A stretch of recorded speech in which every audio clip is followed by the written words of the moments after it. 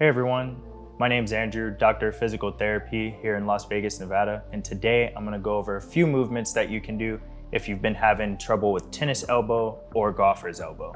So let's go ahead and get started. All right everyone, so for those of you that are tuning in, you may be dealing with pain in your elbow, either on the outside of the elbow or on the medial side of the elbow.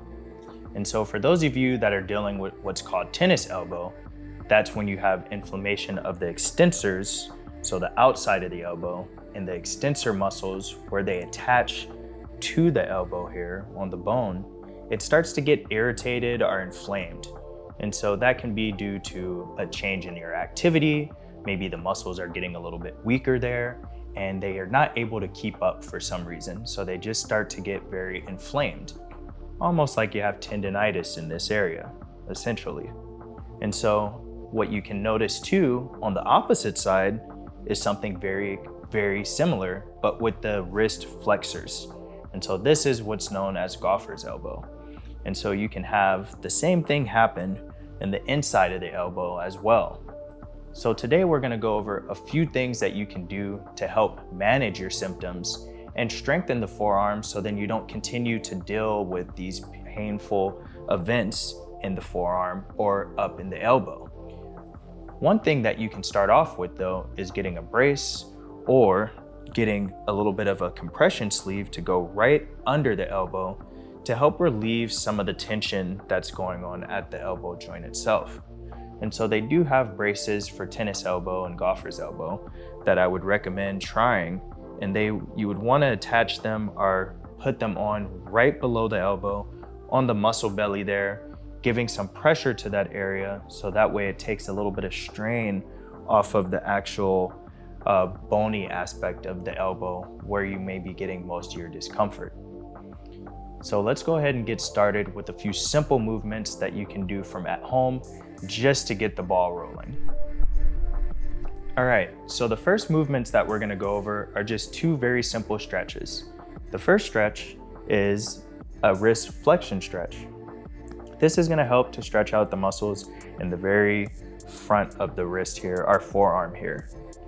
And so by doing this, you can cause a little bit of a deep signal in the muscle belly that causes it to try to relax the muscle. And so it can be a good way to help with relief over time. Another one is a wrist extension stretch. And so pushing forward or down on your wrist to get a stretch in the muscles on the opposite side of the forearm. So for those of you dealing with more of a tennis elbow, this is the area that you'd want to stretch, versus a golfer's elbow, the opposite side of the elbow, you probably want to stretch a little bit more here. Now, stretching may be helpful for some temporary relief, but it's not the only thing that you want to do in order to really resolve the discomfort that you're having. You still want to challenge the muscles in a way that's going to be helpful for promoting healing of the area and getting that area stronger so it can tolerate the things that you need to do. The next movement I'm going to show you is very simple, and all you need is a rubber band, a hair tie. You can also use something like putty as well. And what you're doing is you're just working on opening and closing. When you open, I generally tell people to hold that position for about 5 seconds and then go ahead and close nice and slowly. Because if you hold it and you do what's called an isometric hold, the muscles or the tendons of the muscles tend to respond pretty good to that style of contraction. And so by just going in and out like that, you may actually do the opposite, which is just aggravate it more. So when doing this movement, it's important that you focus on that hold position here when you're really trying to challenge the muscle isometrically. Do it for about 5 seconds. You can even work up to 10 seconds and then slowly close your fingers back down to the starting position. And then doing it again, probably for about 10 reps. So you can think 10 reps for 5 seconds or 10 reps for 10 seconds, depending on what you're able to tolerate. So for the next movement here, I'm gonna be using a hammer. Now, if you don't have a hammer, you can use something like a water bottle, you can use a dumbbell or a weight, or you can even use like a can of soup or something like that. But what you're gonna focus on doing is putting your hand right on your thigh. I'm gonna hold the the very end of the hammer, and then we're working on what's called pronation and supination. So I'm slowly going back and forward here, and I'm trying to work on the rotators of the forearm. Similar to what we did with the band, it's important that you try to initiate a little bit of an isometric hold here. And so holding it there for about 5 seconds, not all the way down completely where you're not really challenging the muscle at all. I would say maybe right around here where you can feel the muscles working a little bit, and then going the opposite direction, nice and easy, and holding it there for about 5 seconds. Then you can repeat the movement again. If it's too hard from this position or you're noticing pain, you can always just come up a little bit higher on the hammer and do the same thing.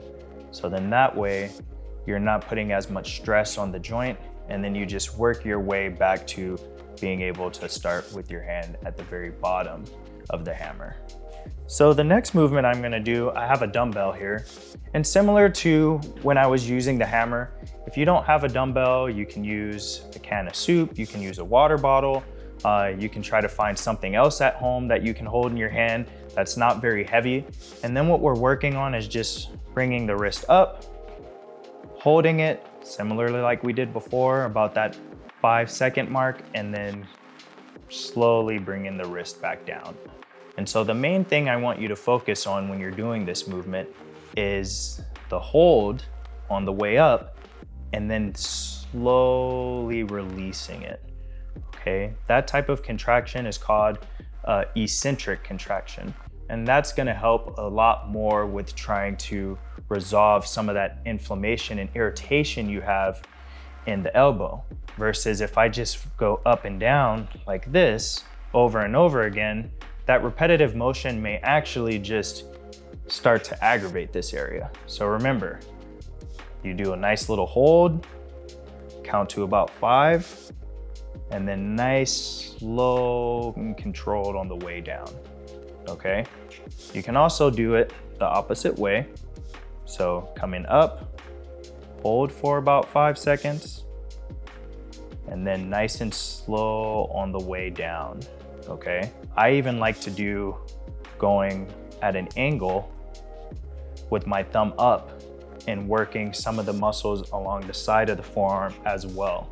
And so going this way straight up and going this way straight up, so with your palm full or with your palm up and with your palm down, those are probably the main two that you want to do.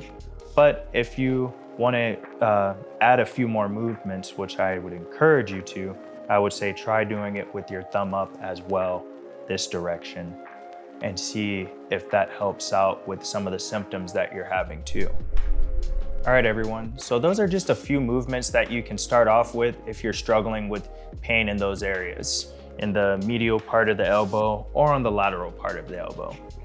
But it may take a little bit more than just a few stretches and just some of these beginning movements. So it's important that you continue to progress yourself and continue to challenge the area at a way that's tolerable for you. So then that way you're not increasing your symptoms, but you're getting the area stronger. So a few things to remember is you want to make sure that you're doing the isometric holds when you do these movements. So holding the position for duration of time, starting with 5 seconds and then building your way up. And then also thinking about the eccentric part of the contraction as well. And so that is the lowering phase of the contraction, or the lengthening phase of the contraction. And so make sure that you remember those two things when you're doing some of these movements to really maximize the outcomes of them. So I hope that was helpful for you. And if you have more questions with exercises related to golfer's elbow or tennis elbow, feel free to leave me a comment and I'll be more than glad to help. Take care, everyone.